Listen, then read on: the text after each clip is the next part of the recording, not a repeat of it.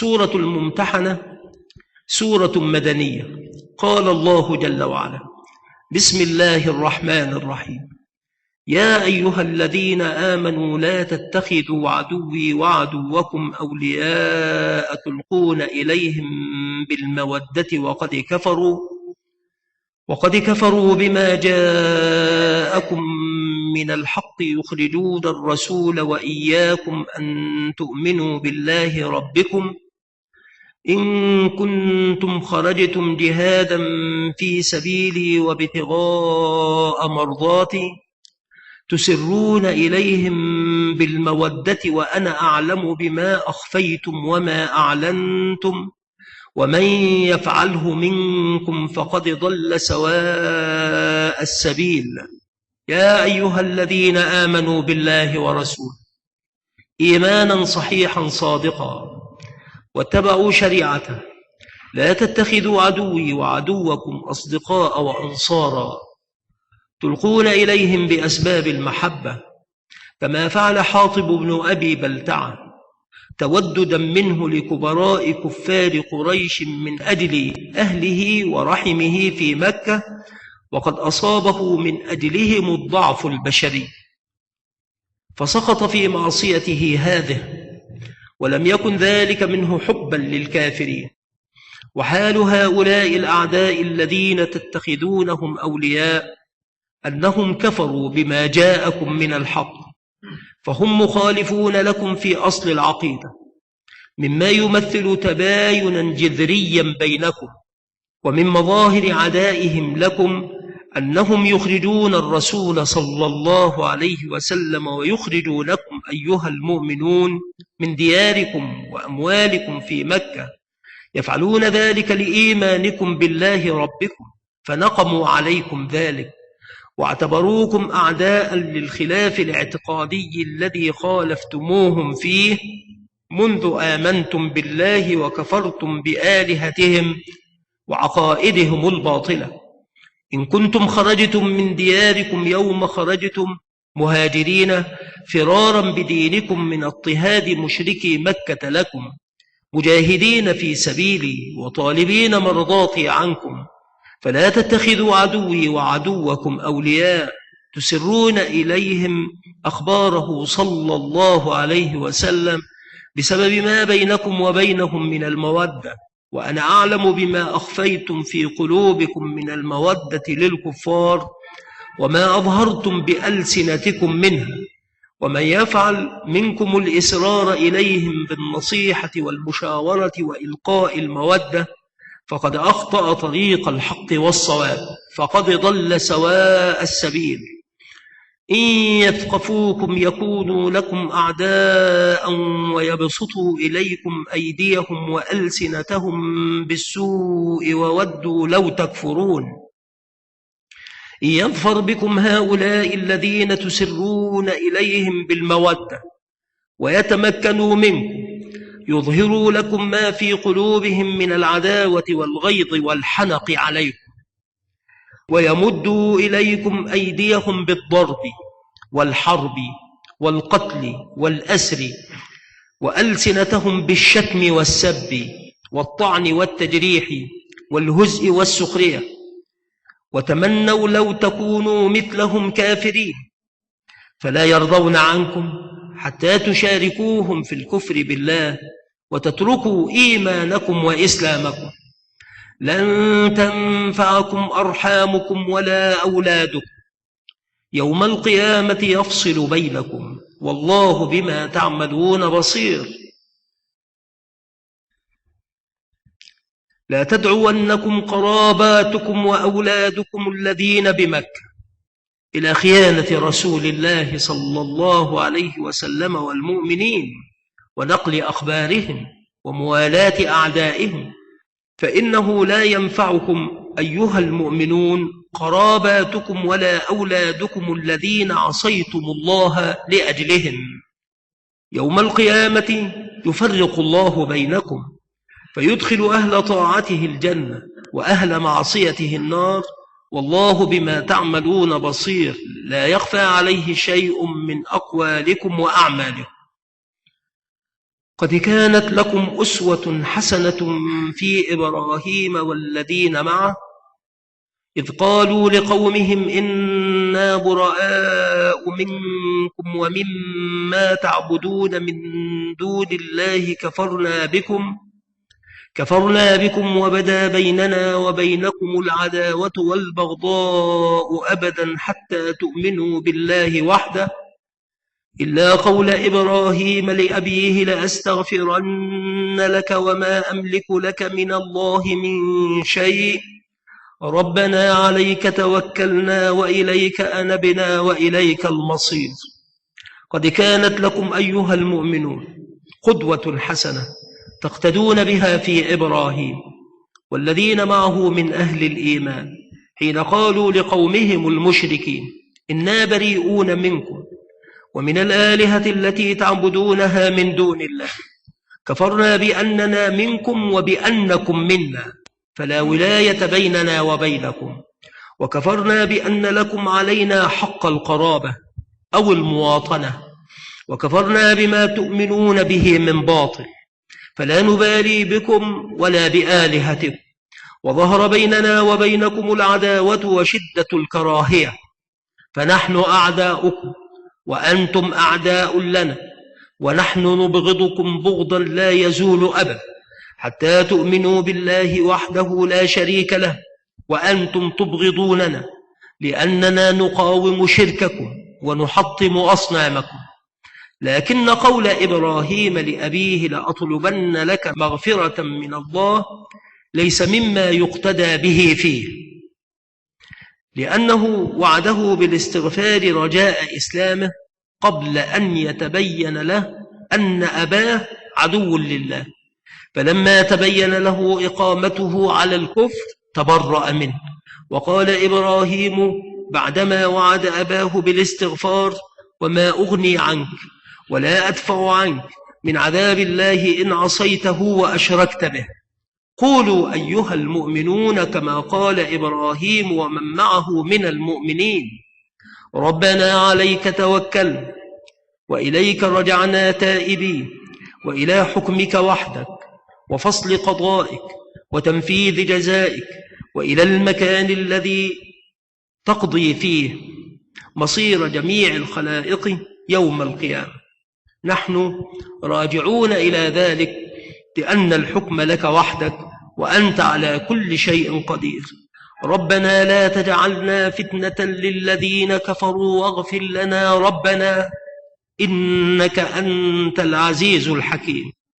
ربنا لا تعذبنا بأيدي الكفار ولا بعذاب من عندك فيقول الكفار حينئذ لو كان هؤلاء على الحق ما أصابهم ذلك العذاب فيزدادوا كفرا واستر ذنوبنا يا ربنا إنك أنت القوي الغالب الكامل القدرة الذي لا ينازعه شيء الحكيم الذي يضع الأشياء في مواضعها ويختار أفضل الأشياء وأتقنها وأحسنها في الأمور المختلفة لما يعطي أفضل وأحسن النتائج. من فوائد الآيات البينات تحريم موالاة الكفار. تسريب أخبار أهل الإسلام إلى الكفار كبيرة من الكبائر. عداوة الكفار عداوة مستأصلة لا تؤثر فيها موالاتهم. النهي عن الاستغفار لمن مات على الكفر. لقد كان لكم فيهم أسوة حسنة لمن كان يرجو الله واليوم الآخر ومن يتول فإن الله هو الغني الحميد. لقد كان لكم أيها المؤمنون في إبراهيم ومن معه من أهل الإيمان قدوة حسنة.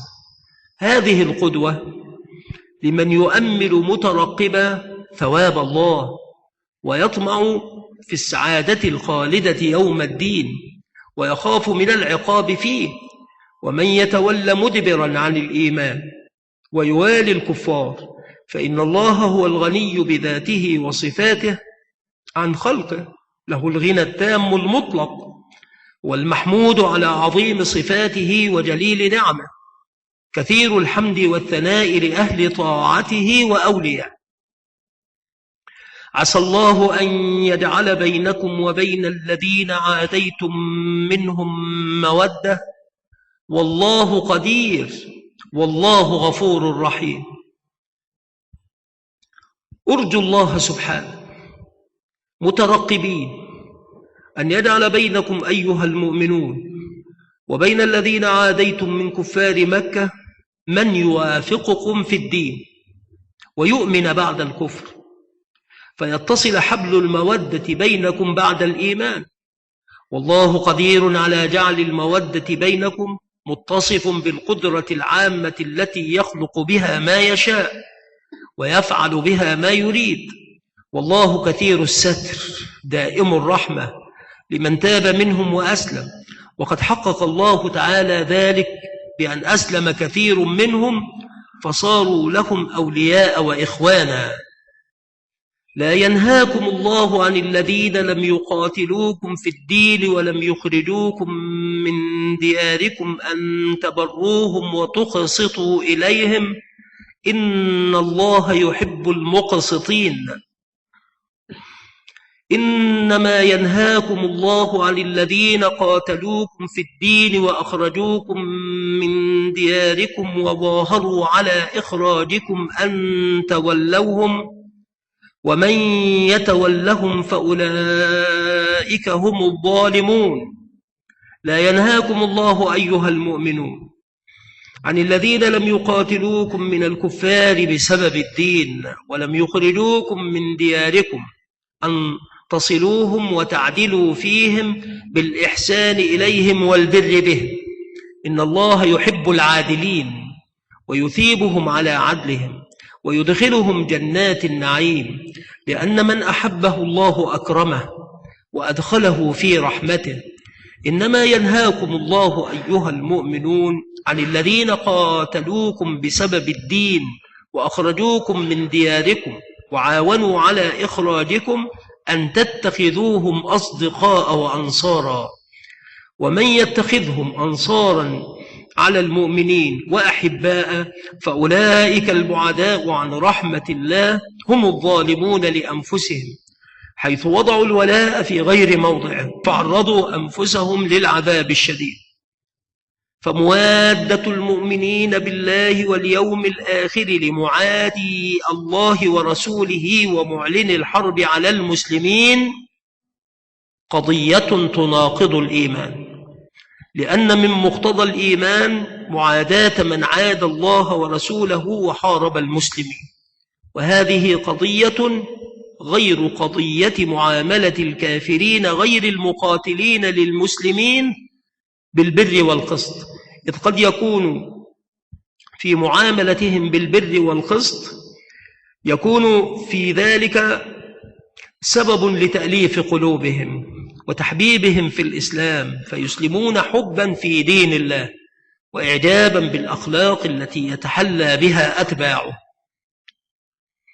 يا أيها الذين آمنوا إذا جاءكم المؤمنات مهاجرات فامتحنوهن، الله أعلم بإيمانهن، فإن علمتموهن مؤمنات فلا ترجعوهن إلى الكفار لا هن حل لهم ولا هم يحلون لهن، وآتوهم ما أنفقوا، ولا جناح عليكم أن تنكحوهن إذا آتيتموهن أجورهن، ولا تمسكوا بعصم الكوافر واسألوا ما أنفقتم وليسألوا ما أنفقوا، ذلكم حكم الله يحكم بينكم والله عليم حكيم. يا أيها الذين صدقوا الله ورسوله واتبعوا هديه، إذا جاءكم النساء المؤمنات مهاجرات من دار الكفر إلى دار الإسلام فاختبروهن بأن تستحلف إحداهن ما خرجت من بغض زوج ولا رغبة عن أرض إلى أرض ولا التماس دنيا، وما خرجت إلا رغبة في الإسلام وحبا لله ولرسوله صلى الله عليه وسلم. هذا الامتحان لتعلموا صدق إيمانهن بغلبة الظن التي ترجح أنهن مؤمنات، والله أعلم بحقيقة إيمانهن، لأن حقيقة الإيمان كامنة في القلوب لا يعلمها إلا الله. والدلائل التي تدل على الإيمان بالنسبة إلى الناس لا تعدو أن تكون ظواهر مرجحة، وقد يكون المكنون في القلوب على خلاف ذلك. ومع هذا فقد جعل الله نتائج هذا الإيمان التي لا تصل إلى مرتبة اليقين، وإنما تصل إلى مرتبة الظن الراجح، نوعا من العلم الذي يصح الاعتماد عليه والاستفادة منه. فإذا أقررن بالإيمان وظهرت لكم أمارات صدقهن فلا تردوهن إلى أزواجهن الكفار، لأن الله لم يبح مؤمنة لكافر، للمؤمنات حلال لأزواجهم الكفار، فيزول النكاح وتثبت الفرقة بإيمانهن وهجرتهن. ولا الأزواج الكفار يحلون للمؤمنات فيما يستأنف ويستقبل من النكاح، وآتوا أزواجهن ما أنفقوا عليهن من المهر الذي دفعوه إليهن، ولا إثم عليكم أن تتزوجوا المؤمنات المهاجرات من دار الحرب إلى دار الإسلام، وإن كان لهن أزواج كفار في دار الحرب إذا آتيتموهن مهورهن، فما دفعتم لأزواجهن لا يقوم مقام مهورهن. ولا تمسكوا بعقد زوجية الكافرات المقيمات في دار الحرب. واطلبوا أيها المؤمنون إن لحقت امرأة منكم بالمشركين مرتدة ما أنفقتم من المهر ممن تزوجها منهم، وليطلب المشركون الذين لحقت أزواجهم بكم ما أنفقوا من المهر ممن تزوجها منكم، ذلكم التشريع حكم الله يحكم به بينكم فلا تخالفوه، والله عليم بمصالح عباده حكيم في جميع أفعاله وأقواله. وإن فاتكم شيء من أزواجكم إلى الكفار فعاقبتم فآتوا الذين ذهبت أزواجهم مثل ما أنفقوا واتقوا الله الذي أنتم به مؤمنون. وإن أفلت منكم أيها المؤمنون بعض أزواجكم إلى الكفار فلحقنا بهم مرتدات فغزوتم فغنمتم وأصبتم من الكفار عقبة وهي الغنيمة، فأعطوا المسلمين الذين ذهبت أزواجهم منكم إلى الكفار مرتدات من الغنائم التي صارت في أيديكم مثل ما أعطوهن من المهور قبل ذلك، واتقوا الله بامتثال أوامره واجتناب نواهيه الذي أنتم به مؤمنون.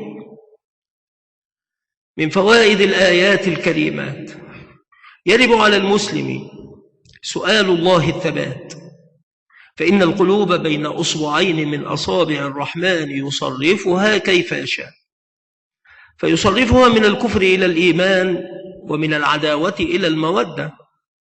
التفريق في الحكم بين الكفار المحاربين والكفار المسالمين: حرمة الزواج بالكافرة غير الكتابية ابتداء ودواما، وحرمة زواج المسلمة من كافر ابتداء ودواما.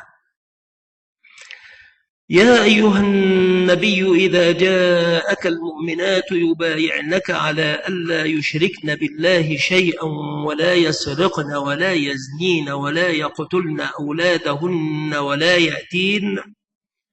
ولا يأتين ببهتان يفترينه بين أيديهن وأرجلهن ولا يعصينك في معروف فبايعهن واستغفر لهن الله إن الله غفور رحيم. يا أيها النبي الذي شرفناك بالنبوة، إذا جاءك النساء المؤمنات بالله ورسوله يعاهدنك على الوفاء بهذه الشروط الستة: الشرط الأول ألا يشركن بالله شيئا ما في ربوبيته ولا في إلهيته، والثاني لا يسرقن، والشرط الثالث لا يزنين، والشرط الرابع: لا يقتلن أولادهن بوأد أو إسقاط حمل بعد ظهور التخلق. والشرط الخامس: لا يأتين بأولاد يلتقطنهم وينسبنهم كذبا إلى الأزواج. والسادس: لا يعصينك في كل ما تأمرهن به أو تنهاهن عنه، إذا بايعنك على هذه الشروط فبايعهن واطلب لهن المغفرة من الله، إن الله كثير الستر لذنوب عباده واسع المغفرة به. يا أيها الذين آمنوا لا تتولوا قوما غضب الله عليهم قد يئسوا من الآخرة كما يئس الكفار من أصحاب القبور. يا أيها الذين آمنوا بالله ورسوله إيمانا صحيحا صادقا واتبعوا هديه، لا تتخذوا أولياء وأنصارا قوما غضب الله عليهم من اليهود الذين عاينوا رسول الله صلى الله عليه وسلم وعرفوا أنه رسول الله فكذبوه ولم يؤمنوا به، قد يئسوا أن يكون لهم ثواب أو خير في الآخرة كما يئس الكفار من أصحاب القبور أن يرجعوا إليه، أو كما يئس الكفار المقبورون من رحمة الله في الآخرة حين شاهدوا العذاب وعلموا علم اليقين أنهم لا نصيب لهم من رحمة الله عز وجل. آخر سورة الممتحنة ولله الحمد والمنة.